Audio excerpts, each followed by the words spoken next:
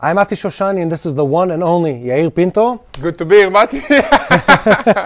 And today on the TBN Israel podcast, we're talking about the new looming threat, or maybe it isn't, Egypt, them amassing forces in the Sinai Peninsula. Israel's been stressed. The world has been stressed. That makes sense. Tanks on our borders with Egypt, we have peace with, but nobody forgets, the Yom Kippur War and the multiple wars that we had in Egypt in the past. Exactly. And, forces building up is a sign to be concerned about. So today we're breaking all of that down. Mm-hmm. What is happening with the Egyptians? They've been very abnormal in their messaging. When it comes to the new Trump administration, they've been brazen in the way they've responded to Trump's invitation, quote unquote, to come to the White House. They don't want to receive the Palestinians from Gaza. Yeah, there's that. They've been building up a navy. They've been amassing forces in the Sinai Peninsula. Yeah, they purchased airplanes from multiple countries, S-300 anti-aircraft defense systems from the Russians, tanks from the Americans, and they have been doing some ground drills in the Sinai Peninsula. It's very interesting what's going on in Egypt, and at the same time, they are suffering from the economic situation because of the Houthis, because there's no tourism, there's no flight to Egypt also, not just to Israel.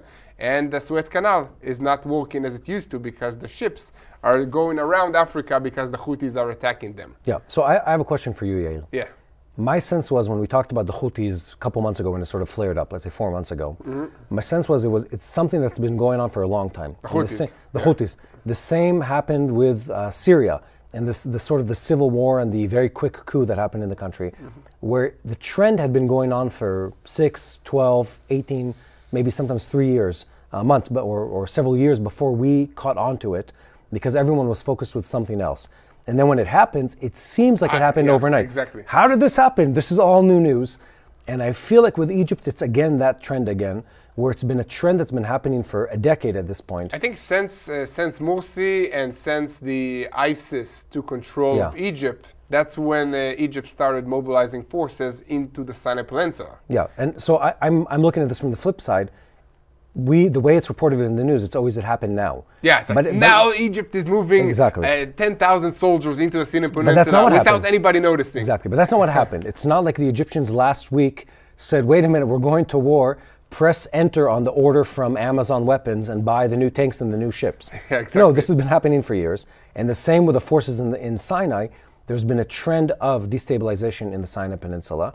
And Israel and Egypt have been going back and forth, we're talking over 20 years at this point, in the way we move forces and the way we dance around the peace agreement. But the peace agreement is in violation. The question is if Israel approved this violation or not, or if Israel was aware, and most importantly, if Israel is prepared in case these forces will attack Israel. Yes, because there is no other enemies there. Basically, Israel. I beg to differ. What? Except for what? Except for the fact that Egypt needs to project power because it looks around itself in its neighborhood, and we'll get to this in depth later on in the show. Right, it needs to project power internally, all across Egypt, not just in the Sinai Peninsula. Yes. Because that's kind of a further away border. They have way more problems on other borders in Egypt. Yes. So Egypt, we look at Egypt as our enemy. If you look at their messaging internally, the story is much more complex. They are a country that is held by sort of, it's barely holding on to government, to power, to its economy. Yeah. It has a booming population. It's controlled by the army. Yeah, it's controlled by the government is the army and the economy is the army to a great degree. Their economy has been jeopardized by the region being destabilized. And then you look at everything that's happening around them. This is just a teaser because we're going to go into this in depth. You have the Sudanese to their south that are in the middle of a civil war. Well, in the middle of already, 20 years in the middle of a civil war? Let's call it round number, whatever, 15 of their civil war. But so they have instability on their southern border. To their west, they have several countries that have been destabilized. Libya is sort of on the top of that list. Then they look north and they see the Turks trying to get a wedge in the Mediterranean and jeopardize their stake in their financial waters. Yeah. And so it's much more complicated than people are alluding it to be. Yeah. Israel isn't their only enemy, although we're their only proclaimed enemy. Yeah, plus El-Sisi is a general. He's a military guy. He got into his position by forming a military coup against Morsi. Yeah. Okay, taking control of the country of Egypt. So he needs The to project Muslim power brothers. because whatever happened in in Syria can happen in Egypt very fast because the Muslim Brotherhood are very strong still in Egypt. So it's very messy, but I think this before, I was just about to say that. Guys, if you haven't subscribed yet, please, click this subscribe to our YouTube channel, TBN Israel, share, click this little bell that you will never miss an episode here, an update from Israel. And I want to say hi to our, in the studio in Jerusalem crowd, all the way from Lancaster, Pennsylvania. Welcome, guys. Welcome. By the way, guys, if you don't know Lancaster, there's lots of Amish people. They look like Jewish Orthodox, but not exactly. Different hats. Different hat, different stockings. Yeah, definitely. And no mustache. That's right. Yeah, exactly. Well, it's really... I think there are more distinctions than that. That's it. Apart from that, they're identical. But we'll leave it at that for now.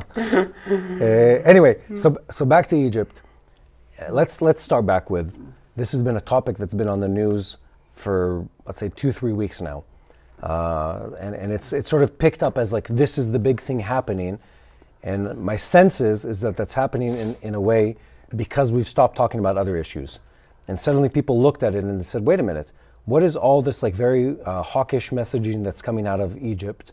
And then they looked at the situation with the Trump administration, their new plan for Gaza, the way the Egyptian government's been responding, and it pulled people's attention to Egypt, like, wait a minute, where did these guys come from? Yeah. I thought Israel had peace with them. I thought they were sort of, like within the party group of the American administration. Well, they are part of the here. mediation group, to retrieve the Israeli hostages, to have a ceasefire agreement with the Gaza Strip. They're supposed to bring in caravans and mobile homes to help the Palestinians. They are a moderate party to these discussions, but in the meantime, you start to see some military movements in the Sinai Peninsula, and then you remember, hey, we had war with these guys multiple times in the past, like very severe, serious wars. So we need to remember. And Mati, I've been to Egypt not long ago. I would say maybe a year and a half, 2 years ago. And on the ground, the people in Egypt, they don't like Israel. Okay, so the government is okay with Israel in terms of the political situation. Yeah. But the normal Egyptian does not like Israel. They remember the previous wars. And they are not friendly in their personal attitude towards Israelis. Of course, not everybody, but that's the going feeling in the streets there. Yeah, and so let's frame this conversation for a second. Egypt is led by a secular government, but it's not really secular. It's a military government that has led, we're talking going back to several iterations back of their government, it has led the country where the country is mostly Muslim. They had a serious problem with the Muslim Brotherhood in the country. You saw that in the Arab Spring, which is very falsely named, but it wasn't much of a spring. Sounds really nice, it should have been called the Islamic Apocalypse. Slaughter Christian all over Egypt. Yeah, it should have been called the Islamic Apocalypse, not the Arab Spring. Anyways, so Egypt succumbs to that. Their population is quite religious. Their population is impoverished. Their population is incredibly young. So most of the people in Egypt were born way after the Yom Kippur 1973 war. Most of the people in Egypt have not received the proper education, or definitely not a university education, that would give them a vantage point to understanding the geopolitics of the region. Many of them have been radicalized, I guess, by an educational system and a propaganda machine that the government and the Muslim Brotherhood and the Islamic institutions in the country run that is anti-Israel to the extreme. If you look at the academic trends within Egypt, it is an anti-Israel country. And I'd say more so, by the way, than the Jordanians. I mean, their population is very anti-Israeli and has been. Their peace agreement with us is called a cold peace agreement because the government did it because they had no other choice. They severely lost the war that they had been prepping for over a decade at that point. And they learned the lesson and they made a decision saying, we just can't win a war against these people, against Israel. Let's go to peace. They never changed their opinion about us. That's never happened. It's more like a peace that is in preparation for the next round of hostilities. That's the situation. And I've been on the border as an IDF soldier with Egypt. And on the other side, you have the Egyptian soldiers. This is what's also happening here on the border between Gaza and Egypt, when you have the IDF soldiers there, and then the Egyptian soldiers on the other side are shouting at them, cursing them. And we had already an incident that a few Egyptian soldiers got hurt and a few even killed by the IDF because of an exchange of fire that happened. Well, that was just during the war. During the war, yes. Yeah. So the tension is high. It's always has been. But to say on the Egyptian side, to say that they are sending not the sharpest knives to this border. They're sending some. It's called Egyptian police, not. Yeah. It's kind of like basically military police. It's more like criminals that instead of going to prisons, you send them to the borders to guard because it's a very far away. Think about it from this perspective. For them, if you look at all their borders, both sea, air, and land, the safest border that they could possibly have is the one with Israel. With Israel, yeah. Israel isn't attacking them anytime soon. So why would they have to put a substantial defensive force on their border with Israel? Exactly, but you see the quality of the people there. So we also have received reports that Egyptian officials, talking about officers, that were receiving bribes from Hamas in order to allow the shipment and smuggling of weapons into the Gaza Strip for like 14 years, all the way to from the Morsi time of the Muslim Brotherhood when they were controlling Egypt. So trucks filled with ammunition, rockets, were going into the Gaza Strip through Egypt. So there is a problem with this border and with the quality of people that are governing it. Just now they flew a drone, like couple of drones above the border? The border, and the IDF need to take them down with weapons on them. Really? Oh. The Egyptians did. Yeah. No, the IDF, you said. No. The Egyptian army did officially? No, the Egyptian army, they tried to smuggle. The smugglers tried to smuggle, and then the IDF took down the drones. The Egyptian army is over there. So they have the same system to see the drones. Let's analyze this for a second. So people look at, and this I think that's sort of like a fallacy in the way people look at countries, and they think that if I'm, let's say, the Prime Minister of Israel, which I don't want to be, but let's say I was that soon vote Mati Shoshani for Prime Minister. But let's say you were, and everything that happens in the country was a decision made by the government. Yeah. Egypt, as a country of 100 million people, not everything that happens in the country was a government decision in Egypt. They have a serious problem of governing the Sinai Peninsula. Yeah, it's a lawless peninsula. Exactly. It's basically the Wild West. I'd even venture to say that they have a big problem actually governing what happens within their army. And we've seen this with the smuggling problem. We'll get into that in a second.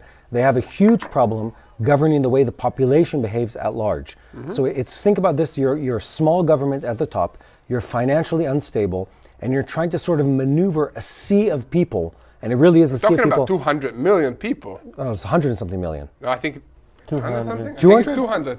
200 million people. And then, so I think that 20% of them are Christians, and then the rest are majority Muslims. 112 million people. 112, 200. It's, potatoes and potatoes. What's 100 million? Anyway, it's 112 million people in Egypt. So the government there, when something happens in Sinai, it doesn't necessarily mean that there was a cabinet meeting where they said, look, let's go destabilize the border with Israel. The soldiers on the ground don't necessarily exactly adhere to the messaging that comes from the top. More so, the military in Egypt controls much of the economy, and they don't do it necessarily in a planned way. They sort of hold on to the national assets, and in that sense, when you look at that, there are situations, and I believe this was the case also with the smuggling tunnels, where factions within the army control certain financial assets, and then they have an agenda that might be different from the government. Yeah. And they pursue that agenda. So when we look at what happens on the border, it could be that a decision was made by President Assisi, and it also could be that someone else is trying to reopen the smuggling routes because they're short on cash, and they want to reopen the smuggling tunnels through Rafah. And they're doing something against the advice of the government completely. Yeah, it can be done like this, but let's go back into the rise of the Islamic State, ISIS, in the Sinai Peninsula. That happened. They had a very, very strong hold in this area adjacent to Israel. And then Egypt wanted to tackle this threat. So they brought in additional forces into the Sinai Peninsula, which is contrary to the peace accord with Israel. But the Egyptians brought in forces. The Egyptians, yes. But this was in coordination with Israel and with Israel's approval. And help, yeah. The issue is that they never left, even now that the threat is more minimized, or maybe the threat is not minimized, but nobody's talking about it. this is another issue that needs to be You understood. think that the IDF if is it's getting ready not for in the that? news, it doesn't mean that it doesn't happen. Also, Israel violates the peace agreement, and Especially now with whatever happens in Gaza. Let me border explain. crossing and everything. So this, we're talking about an agreement from '79. Right, 45 years ago. Yeah, the final version of it. And back then, when this agreement was made between Israel and Egypt, it was post the Yom Kippur War, where Israel, I mean, we lasted the first days, but we really beat down the Egyptian army. In the time after them, they sort of learned a lesson. They said this publicly at the time. Their then president comes to Israel. There's a whole history to it, which is very interesting. But they had this moment of reckoning of like, we have to change our behavior towards this enemy, and they did exactly that. Israel evacuates, by the way, the Sinai Peninsula, which we controlled for over 10 years by the time we left. It's a nice place, by the way. We still Beautiful go place. there, for we go on vacation, but we vacations. don't control it. And when we leave, we have these agreements. And again, back then it was tanks against tanks, Air Force against Air Force, not terrorism. So the agreement says, look, if it's a tank-on-tank war, what do? Keep the tanks apart, right? Yeah. So you can't really have more than X amount of tanks within X kilometers of the border. Same for Israel, by the way. But Israel's problem is close to our border, we have Gaza. They're an entirely different enemy than the Egyptian people. So we've always been in this tension where we can't really bring in a large number of forces close to the border because it violates the agreement. Until now. Until now. Well, but we allowed them to. That, this is what Yair mentions. When they suffered the riot, it wasn't just ISIS, by the way. It was 4 or 5 different terrorist factions. Yeah, with different names. Yeah, they admittedly, like we always talk about this, the number one victims of Islamic terrorism are other Muslims. Yeah. First and foremost. And in the Sinai Peninsula, Egyptian soldiers were being slaughtered by ISIS fighters. Slaughtered. Yeah. I mean, on a weekly basis for a season there. I don't want to place the year because I'm not exactly clear on when it was, but they would have ambushes in Sinai. So this is within their own country, where ISIS and let's call it other Muslim Brotherhood terrorist organizations. There was a long list of them. Yeah. They would attack convoys or attack bases and kill 40, 50, 100 Egyptian soldiers. And the Egyptian public was terrified of this. The Egyptian government was terrified of this.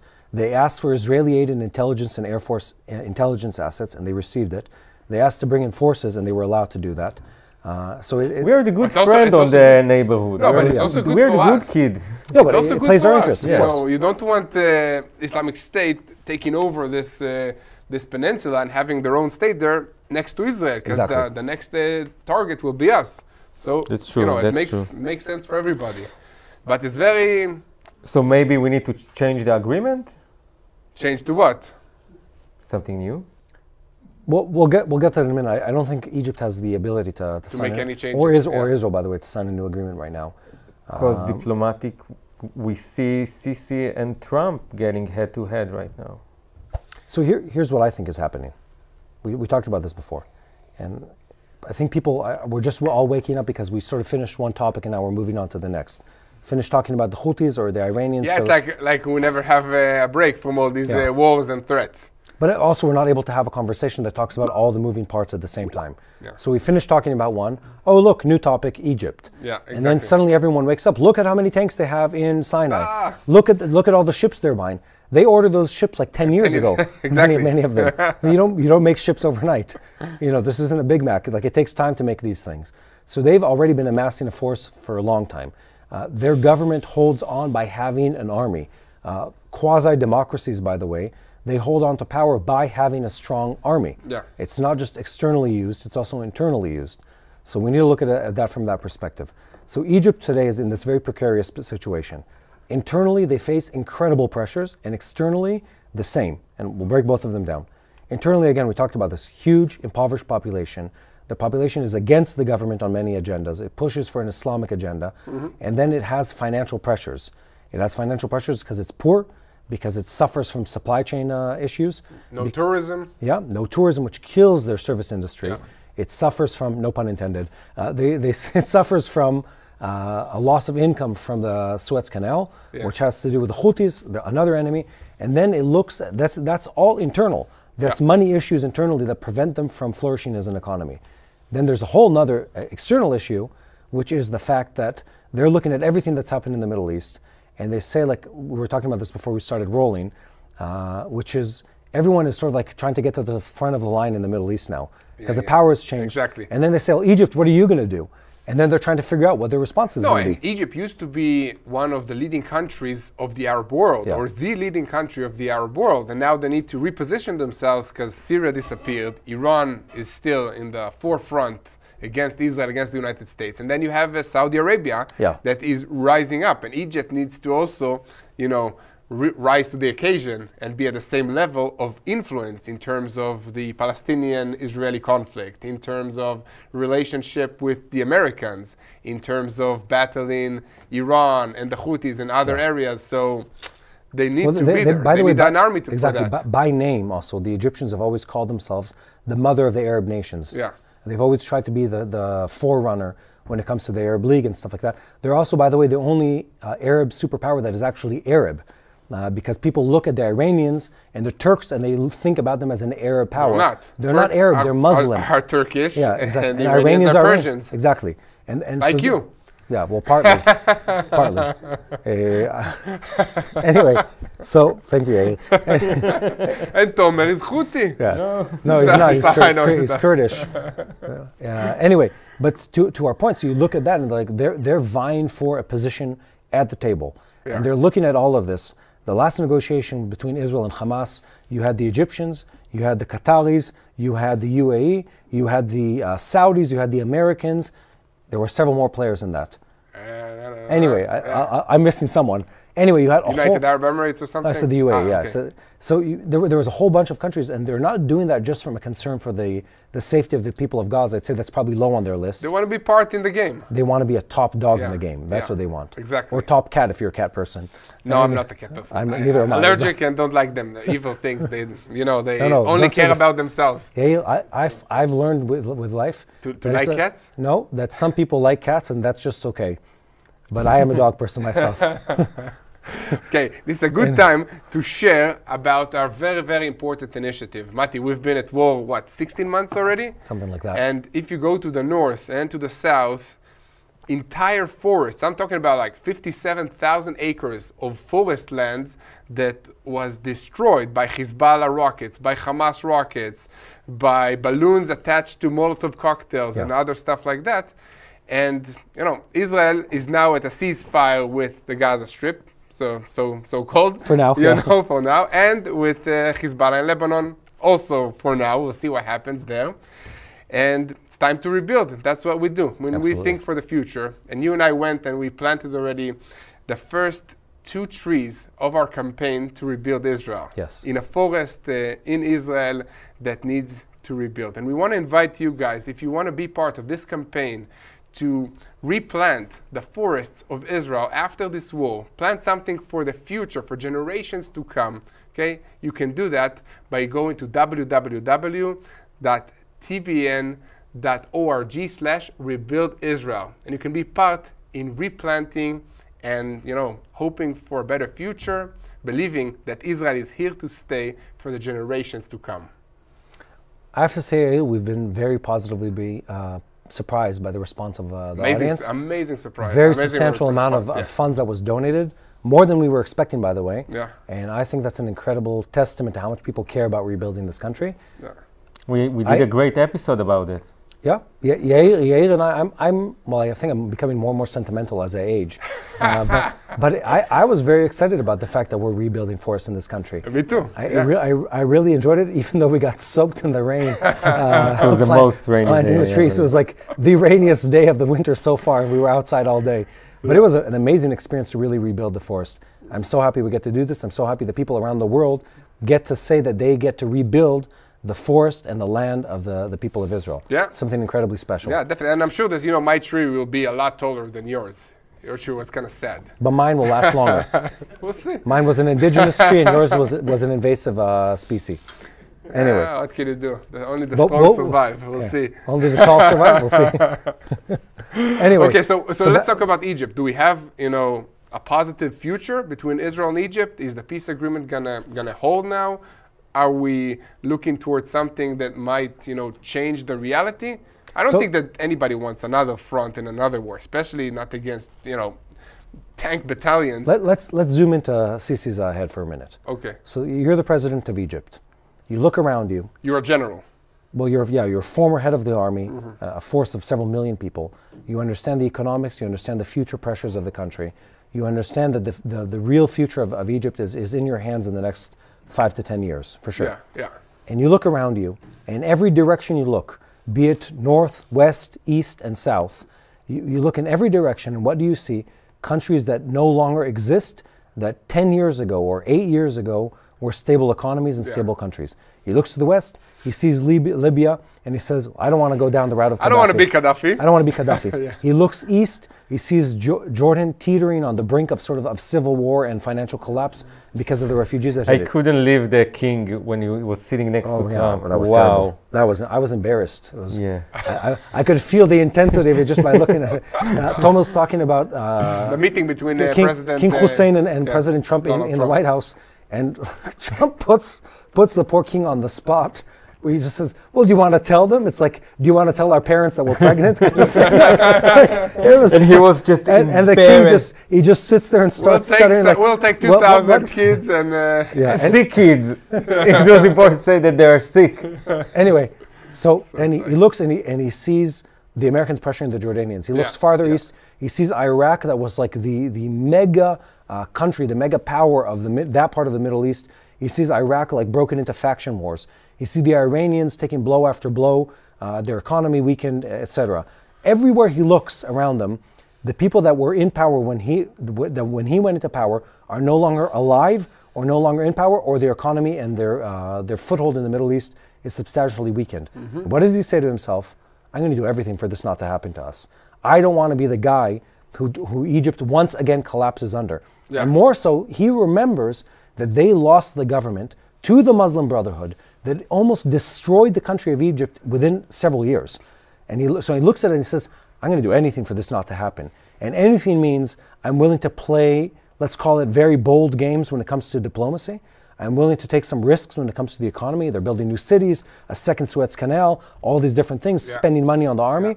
I'm willing to play like a very high stakes game when it comes to our role at the table. And when you look at it from that perspective, I don't want to say it makes sense, but you can understand his thought process. Yeah, definitely. Also, he's facing like internal pressures not to be so-called nice towards Israel and to support the Palestinians, and then external pressures to play with the West, with the United States, with Israel, with Saudi Arabia, to be part of this international anti-Iran coalition that is forming up now with Donald Trump in power. So this is a very, very, interesting situation. I have actually a Bible verse I want to share about Egypt, Israel, Assyria. You know what I'm talking about, Matthew? Isaiah 19? Isaiah 19, verse 25. So, blessed be Egypt, my people, Assyria, the work of my hands, and Israel, my inheritance.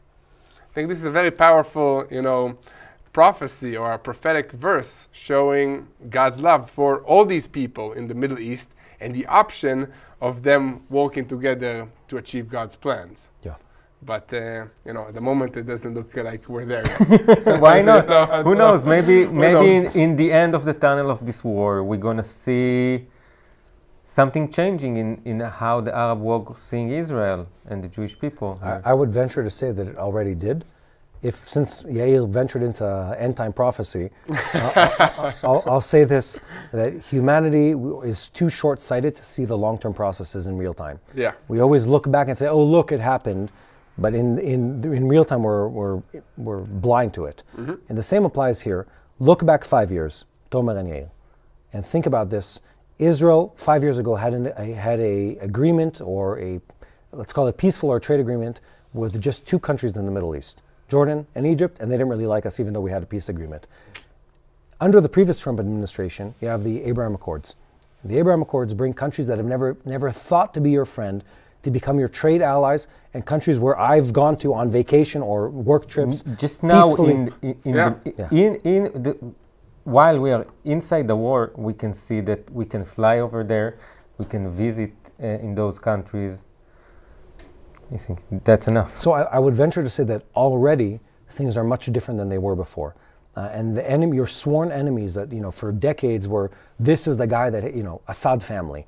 It was like the arch enemy that, generations of Israeli soldiers grew up training against his army. is no longer existent. Now we have El Julani, our good friend El Julani, Well, or whatever his name is, because he changes it all the time. But he's been relatively... So far, so good. Yeah, exactly. So far, so good. He's been relatively reasonable when it comes to Israel so far, in a way that's very surprising for someone... How reasonable he can... It's not like he has For an some- He option. don't have the power to deal with that. Look, for someone who fought on the side of ISIS in the past, I would say he's very much come... A long way. To look at the world Very from a different matured, perspective. Yeah, he's matured a lot with his perspective towards Israel in the West. Dramatically so, and he did it very, very fast. Yeah. You look at the Lebanese people, they've shifted their opinion on Israel in the West in a public way, in a way that hasn't been seen since the 80s. Yeah, at the moment they don't allow Iranian flights to enter the country Exactly. because of Israeli warnings that they are shipping money, weapons, and supplies for Hezbollah. Yeah. So we might be facing a new Middle East. Yeah. I'm We very are- excited. I'd say we are living in Yeah. the new Middle East already. We just don't know how it's going to end. Exactly. Yes, I mean, we know in a biblical sense, we don't know in the 6-month sense. I'd say, I don't know, in a weekly, I think. Yeah, sense, on a weekly you know. sense. So anyway, to pull that all into perspective, Egypt is living in an existence that's very different than what it was 3 years ago, 5 years ago, and 10 years ago. And they're playing a game that is both responding to internal issues within the country of Egypt, which are huge in their pressure, they're huge in their consequence long term. The amount of pressure on the president of the country and their leadership is enormous. And then they look externally and they say, look, the entire Middle East is shifting in its power balance. We want to be part of this. And the US is pressuring them with a very, very heavy hand. I mean, what President Trump did to Egypt and Jordan is nothing short of public humiliation. He essentially said to them, without having any pre-conversation that was agreed on in back channels, he says, look, you're going to accept, it's essentially capitulate to our will by accepting people that are your sworn enemy. Hamas is the enemy of the Egyptians, they're not their friends. Yeah, exactly. The fact that they're both Muslims from Sunni background doesn't make any difference. They're their sworn enemies. No. The Egyptian government fears and hates the Hamas people. Same thing with Jordan. Yeah. Yeah. They do anything. I mean, they'd go to war not to have Hamas in their country. And let's be honest, they've already gone to war not to have Hamas in their country. And they won. And they won. Yeah. They used violence against the Hamas people in the Sinai Peninsula. They were incredibly violent against Hamas when it came to border crossings from Rafah into Egypt in the past. And in general, Hamas are an offshoot of the Muslim Brotherhood. Yeah. So Which is like the enemy, Egypt toppled the Muslim Brotherhood in order to gain control with Morsi Exactly. in the head of the Egyptian country. So this is So the situation. how would you respond, Yael, if I said to you, look, a foreign power is going to tell you, take in 2 million of your enemies into your country? Sure, come in, yeah. No, definitely you would not, sit yeah. there and say, absolutely not. And But that's- it comes with a or else. Take them in, or I will cut the aid support, or I will not support you militarily. Yes, but- so it's like not like just take Right them, now, you it's know? looking like Egypt need to find a solution to suggest something else. Egypt already suggesting multiple plans to rebuild the Gaza Strip without, deporting the population outside of the Gaza.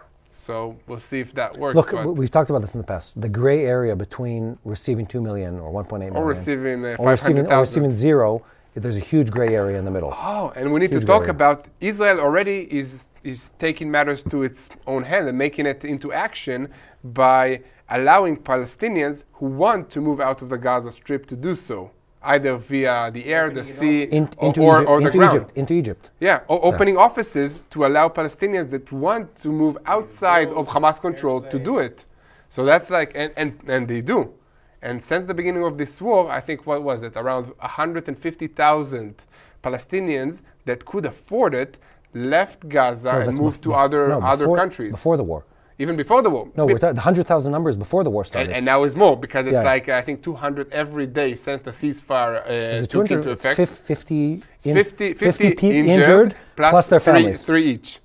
Plus Yeah. 3 each. So it's like around 200 a day, and I'm sure there's more that are just, yalla, Yeah. go, come, cross, this is the Middle And East. by the way, it's one-way travel. Yeah, exactly. There's no return ticket. No coming back. Exactly. So so to frame this, also when King Hussein says we'll only take in 2,000 injured children, what he's actually saying is we're going to take in 2,000 families. And these are not families with one kid like in Scandinavia. These are families with 8 kids. So we're talking thousands of people that are coming into Jordan on an asylum basis. And we're talking several hundred Gazans who are leaving through Egypt every day. that's over 1,000 a week. Yeah. Think about it from that perspective. And that's thousands every month, and that's tens of thousands or even more than that when you think about the annual numbers. And this is just the trickle. Before this, and we've talked about this before, the media trend that was coming out of the Gaza Strip before the war started was young Gazans. Yeah. Remember this? Going on a motorboat or Into something. Europe. Into Greece, just crashing on the shores of Greece just to get out of the Gaza Strip to have a better life. Exactly. Yeah. So there was a whole, similar by the way to what's been happening from Africa into Southern Europe, into Spain, Italy, Greece, and other countries. There was a whole wave of young, this is affluent young Gazans saying, enough of this, we want a better future for ourselves, we're done with Hamas, take us out of here. And they'd smuggle their way out or pay their way out, sometimes $5,000 to $10,000 per head to get into Egypt and get asylum as refugees. And this is no connection to Israel, all connection to the fact that they don't want to live under Hamas. So there is that existence that's happening. So let's give them the choice, you know? Yeah. So there's the plan of like, you know, removing the population out so we can rebuild the Gaza Strip. Yeah. And then Israel says, let's ask the civilians what do they want and allow them to get out of there. Exactly. And then that ties back into Egypt in the sense that Egypt looks at that, they say, look, we're willing to take in small numbers. We absolutely don't want a mass population of radicalized people from the Gaza Strip into our country. And every other Arab country and every European country in the world say exactly the same thing. Exactly. Thanks, but no thanks. They thought about Somaliland, the U.S. administration, to send them to Somaliland. Well, I don't know Where is that? Well, I don't know where that In is. Somalia. Just to start with. I'm joking. it's in the name, but it's like these kind of things where people around the West are like, that sounds like a reasonable idea, and they're not sure in their head, are they pulling my leg and the country doesn't exist, or is it really, Exactly. or is it, it's the neighbor of Khutistan.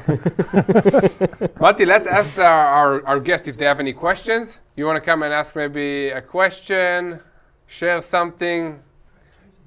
You have a microphone next to you. Something that maybe people in the U.S. Would want to know that's happening that we didn't touch about today. Caught me by surprise.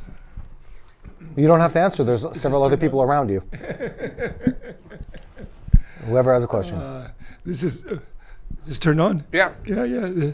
This whole conversation is very fascinating. I'm looking at the long range, and like you, I'm wondering what is Egypt going to do? What is the U.S. going to do? It's things keep moving faster and faster and faster as far as changes, and of course with Trump is pushing everything. So we just don't know. Yeah, definitely. We remember when Sinai was a nice place to be tourists in the 1970s. We went with a group from Hebrew University when Dan was a student at Institute of Holy Land Studies. We went to the Sinai, and it's beautiful to swim there with the fish. Well, it is a nice place to swim. Still is beautiful. Okay. Sinai still is beautiful. It's just like it's unsafe. That's a problem. Yes, we've been hearing that the last 20 years. That it goes back to being a peaceful region, and I think that's part of the resistance to having any Gazans come in, because they are, and Hamas is, a destabilizing force. They've had enough of the destabilizing forces. They want the stabilizing ones. They want the trade, they want the economy, they want the tourism, and they want the Western money, specifically US dollars, to come into their economy again. And they're looking at this like, whatever I need to do, even if I'm going to make something that's a very high stake decision today, I'm going to do that to make sure that that future comes my way, and not the future of more Muslim Brotherhood, more Hamas, more warfare. They've had enough of that. Yeah, so we can climb Mount Sinai again. Well, St. Catherine's. Yeah, it's nice. I climbed it on the back of a donkey, a camel, yeah, and slept on the top to watch the sunrise. That's actually beautiful. Very nice. Yeah. I believe we'll be able to do that again in the near future. Yeah. I think, and if we look at where this is all going, there's a huge reshuffling of power balances right now, and the U.S. coming in under the Trump administration is a positive force of change in this region. It's just that it's so disrupting to many countries that they're behaving in a way that is unexpected, and I think somewhat unplanned some of the time. He's surprised the Jordanians, he's surprised the Egyptians with the planning. They sort of responded quickly and strongly, and then somewhere in the gray area between what President Trump declared, you're taking 1.7 million refugees, and what's really going to happen is something that's good for them. And the U.S. does have the power, and especially when you look at a coalition that's greater. Yeah. Saudi, U.S., Israel, trade, all the positive factors of life in this region to really positively change and affect the fate and the economy of the Egyptian people. And what that does is it gives stability and peace to President Sisi. He has the same power to do that for King Hussein in Jordan. Yeah. He has the same power to do that for better and for worse for the Iranians, For the Lebanese. for the Lebanese, for the Saudis, for the Emiratis, for everyone else in this region. So if this plays out well, and it seems that it is going that direction, we're going to see some kind of agreement that allows the Egyptians to save face and say, look, we didn't capitulate to what the Americans asked for, but we're getting the aid package, and we're getting trade in the Suez Canal, and we're getting loans from the International Monetary Fund and the World Bank, and we're getting all these different incentives, and they're giving us some kind of jet that we didn't have previously for the army. Half price. Yeah. Something. They're like, look, we won, and we're now back on route to be the superpower. Exactly. And others can do the same thing. And if that happens, it pushes down the effect of the Iranians. It pushes down their destabilizing force. They can come to the table knowing that they might as well play well and play nice with other people, at least for the time being. And if they don't do that, they're going to pay a very huge price on that topic. And all of that forming together brings this incredible positive trend that we might see with the Egyptians, with the Jordanians, with the people in Gaza, that is good for everyone. Well, I like that. So we're ending on a positive note. So there is like a brighter future ahead of us. The Middle East is already a new area altogether. Just since this war began, we have different players, but it seems like everybody is willing to discuss, to talk, to collaborate, especially against the Iranians. So. Yeah. No? No, I mean, yes, it's positive. I'm thinking about the long term is one of the lessons learned. I think if you look at history long enough in this region, is that the people never really change. And you sort of have to learn to work within what you have. Well, you can change, but it takes like 50 50 years. The trend is very slow. Yeah, exactly. So you sort of have to figure out, like, look, I'm not getting rid of any of these big problems today. Like, you're not going to change the population sort of build up or the demographics. The hatred against Israel being here and stuff like that. All you can do is long term and try to find positive forces and push the needle in a positive direction. Or create some kind of coalitions and dependency between each other. Let's say with the peace agreement with Jordan, so we are supplying them with water and other stuff in order to maintain this agreement. The Sinai Peninsula, we gave back Sinai Peninsula to Egypt, and the United States is helping them with aid, so that makes a beneficial agreement for both sides. Yeah. Basically, that's how it is. And I think that's sort of the way, what we want to be aiming for. We look at the long-term trend. People who live outside of this country and don't serve in reserves say, well, Israel should just defend itself at all its borders. And I'd say, like, I don't want to fight on all borders. I mean, 7 fronts is enough for this year. I'd say personally, I'd be happy to be out of reserves by the time my grandkids are in reserves. And let's put it that way. So if that's a trend we can aim for, I'd be happy to do that. The thought process of, like, look, let's just like have strongholds on the Egyptian. We'll be strong against Egypt. We'll be strong against Jordan. We'll be strong against Iran. We'll be strong against the Syrians and the Lebanese and Hezbollah at the same time. Can be stronger against everybody. You can, just like it destroys your economy and your population. Like, why would we wish that on ourselves? Like, this isn't Sparta. Sparta didn't exist in the way people imagine it was. You can't create a virtuous and a thriving economy and people by just being at war all the time with everyone. We need like an influx and a push of positive energy into this area. And positive energy is the Trump administration saying, let's strengthen those who want good, and let's incentivize them to stabilize the border with Israel in their trade and their behavior in a way that is counter, let's call it radical Islamic agendas, and for stable, democratic, or at least one of a sort of more collaborative nature towards Israel and towards the U.S. That trend is good for us. Not being fighting on every front at the same time, bringing our economy back to where it was before the war so we can go back to work, go back to having people come to the country, and the same for everyone else in this region. Flights coming back, tourism coming back will be great for this country for sure. Question, what? You raised all the questions, remarks that is for the next year, 2, 3. But try to give your idea of what will happen here in 2030, 2050. when you see a country like Egypt with a majority youngsters and they all raise huge families, and as well all the surrounding area is the same as with Gaza. We took Gaza, I think there was 358,000, now it's 2.5 million. Yeah. And it's not so. According to their numbers. No, Yeah. but let's say, enough, yeah. give or take 10%, the numbers are somewhat true. You ask a very, very valid question. The question is a question of demographics. Yeah. And demographics follow very specific trends with very few exceptions. And the trends are when population becomes educated, when it's de-radicalized, the growth rate, the birth per woman or birth per, whatever it is, group of population, it declines dramatically and the quality of life appreciates with that. Every Muslim country that has seen, well, it goes both ways. Any kind of economic uptick, demographics or the population growth declines. But also radicalized countries that have no hope also see a decline in population growth. Iran has seen a decline in population growth that is dramatic. We did an interview. When did the interview with Ramin? It airs sometime soon. Yeah. We did an interview with an Iranian who talks about this next week. Yeah, sometime soon. But when population declines, when hope in the future declines, population growth declines with it. And countries that go from like being destabilized to like we actually know where we're going, the population growth subsides in those countries.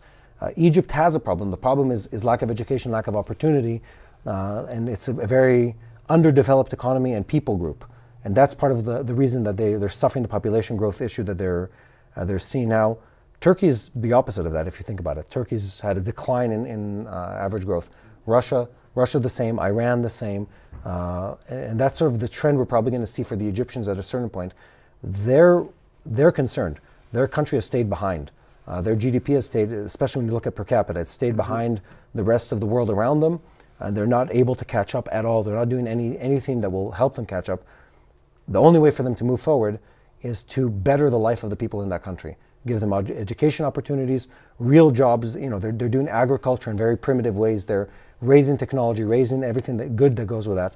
The same goes for every country that suffers from that problem. So yes, demographics are an issue, but at the same time, you could look at this and say, if you look 10 years into the future, most of the Western countries have the opposite problem. They don't have any working hands. Now we're talking, the US is talking, Western countries are talking, this is a long story though.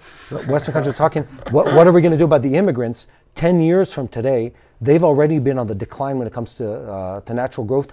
If you exclude immigration into most Western countries, their population has been declining for 20 years in many cases. So you look Israel is not like that. Israel's, I said, with very few exceptions. Israel is the exception. Yeah. Israel and evangelical Christians in the US are the exception to that because we have hope. So we continue to have children. More children. More children. We're very high birth rates for an educated and thriving economy. But other countries, they're going the opposite way. Look at most of the world population. Yeah. Many countries have already switched the tipping point when it comes to the graphs. Less than 2 people. It's like less than 2 kids per family. Yeah, there's something called like the generational interchange something rate. Essentially, you have to have like 2.2 births per woman to keep the same level of population.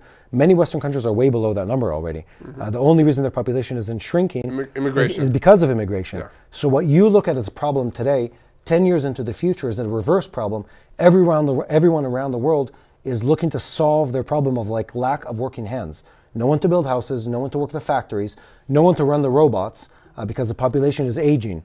And if you're aging and you don't have people to work, what do you start doing? You start importing people. And then you have a problem of, new cultures or radicalized people coming into your country. Yeah. Already happening. And then everything starts over again. Already happening, yeah. So you look at the 10-year trend, what is today's problem is tomorrow's solution. That's part of the reality here is what you look at it as an issue. Very few countries are able to sustain growth both in population and in economy the way Israel does. And it's a combination of something that takes an hour to explain. Most countries, when they experience that level of natural growth, their economies crash because it's unsustained growth when it comes to infrastructure, technology, education, finances. Israel's an anomaly in that. The US, by the way, is an anomaly of that, both because of natural resources, but also because of absorbing a huge number of immigrants over several hundred years. Let's be honest here. The immigration was a good thing for most countries throughout history. So what is a problem today for the people of Egypt and stuff like that, it might be the solution for the Swedes, and it might be a solution for the Germans in 20 years in the future. Let's be honest here. But that's not the trend. The trend is, if you look at many... Sweden, they try to check them back. Sweden today is having a problem with the Muslims. Yeah. The Muslim population. Not all the Muslim population, much of the Muslim population. Look at Western Europe. Western Europe has had several waves of Muslim country immigration that are not a problem. They're a positive problem. The Turks were part of that. There were several other countries, we don't have time to go into all of that, that had waves of hundreds of thousands of people into a country, and now those people are part of that economy in a positive way. It's not a negative thing. There is a right way to do immigration. Radical Islam is not that way. I think that's what you're looking for me to say. Yeah, definitely. There is a way to do positive immigration from second world countries into first world countries. Radicalized Islamists are not the way to do that. Also talking about Israel, there still are more than 6 million Jewish people around the world that are welcome to come here and help us rebuild the country. So, and that will help us tip the scale if in terms of comparing to the birth rate. If you can talk to the microphone so that people will hear you. I was trying to hint that 2 million Gaza is a toothpick on the population of Egypt. Ah, I see what you mean. Yes, exactly. And they're growing. It's in 20, 30 years, they grow with like a double-digit number of. But Egypt's not looking at the number as the problem. They look at the influence and the effect of Hamas and the Muslim Brotherhood. Yeah, it's a very militant group of people in the Gaza Strip that have been controlled by Hamas for 20 years now. So nobody wants to take this, radicalizing force and bring them into the country, and especially not settling them in one location that they can govern. So maybe the solution is a little bit here, a little bit there. But I also say let's not take. Let's take the young generation somewhere. Let's not let our future perspective be determined by statisticians. Let's let it be determined by dreamers. Okay. So if you listen to the Bureau of Statistics, the population of Israel should have been a minority to the Muslim population about 20 years ago. Those were the numbers run by the government of Israel back in the 60s. That's not the case. No. We are an overwhelming majority, and when it comes to the financial success, the economic success, and the population growth, we're an incredible miracle when it comes to demographics in this region, and that miracle never stopped. It just continues to grow. Yeah, so definitely. In that sense, I have faith. People to us are an asset in this country. Yeah, how many kids do you have, Mati? I have 3 currently. I have 3 also. So we are, we're beating the statistics here just in this table. Yeah. But I'd say in Israel, by the way, we don't have a necessarily large number. We have a question. Yeah. I have a little problem because I was taught, love thy neighbor as thyself. Yeah. Yes. And the neighbors we have at the moment are not so giving. And I wondered... Are you talking about your neighbors in Pennsylvania? No, she's from Jerusalem, by the way. Ah, sorry. I'm from down the road. And I would like to see some hope. And it looks, whatever we do is a manipulation. We look after this country, we give them water, we give them energy, we give them money. And it looks like it's all a game of chess. And I can't see who's going to win this game of chess because their mentality and our mentality is very, very different. Well, let me give you a biblical answer to this. Okay, so looks like what we're doing is acting according to biblical principles of helping our neighbors. And Israel has been doing that. Even now, we have been treating injured kids from Gaza. We've been allowing Palestinians that were injured to go into Egypt to receive medical care. During the Syrian civil war, Israel opened field hospitals to treat the Syrian people that were harmed. These are enemy states that we helped throughout this war. Does it help us on a day-to-day basis? No, some of these operations were also covert and only are now being revealed. But I think that by doing something good to somebody else without expecting anything in return will benefit you also spiritually, personally, and in the eyes of God. So I think that, in the long term, we need to be good with what God wants Israel to do, and that's our way of ensuring a better future and life here in this land. Talking politically and rationally, it's hard to see, something that we get in return here. But if we help one kid, give him a heart transplant that was born and raised in the Gaza, learning to hate Israelis, I hope that when he turns 30, he will not hate Israel because an Israeli doctor saved his life. So, you know, on a personal level, I think that's what matters. Okay, we don't hate the people of Gaza. We don't hate the Palestinians. We don't hate the Egyptians. We don't hate the Syrians. We like the people. It's only the governments that are corrupt.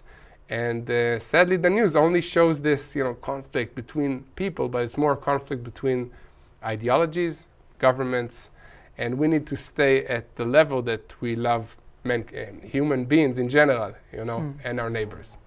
At the end of the day, our conscience have got to be clear. Yeah, exactly. And we need to trust in God that He is the reason that we're here. You know, let's be honest. 7 different fronts, hundreds of thousands of countries and enemies that are attacking us. The only reason we're here is because God is faithful to His word and promises to the people of Israel. Not because of us being the best chess players in the world, because we're definitely not. You know, we're even bad internally in terms of each other. You know, you have 10 Jews in the room, you have 200 different opinions. I don't even know how to play chess. I was planning to learn this year. Anyway, I think you make a wonderful point. Maybe that's where we wrap this up, where people ask themselves, how do I look at the world? And there's this very fine balance that can only be found, one with knowledge of facts, and 2 with knowledge of the Word of God. And the 2 have to live together. In essence, if all you care about is humanity, you go to the extreme in humanism and you lose sight of what the goal actually is and why you're here and what you fight for. And if all you have is, God sent us here, you have no compassion for humans. And the balance is somewhere in the middle. Love and compassion to all humanity, wherever it is. And caring about our enemies, every one of them, all the time. And at the same time, not losing sight of the bigger picture. And the bigger picture is we're here because something bigger is at play. And the bigger thing is Israel's a miracle. The people in this land are a miracle. And God has divinely protected us and brought us to this point. And that's full stop. There's no debate over that.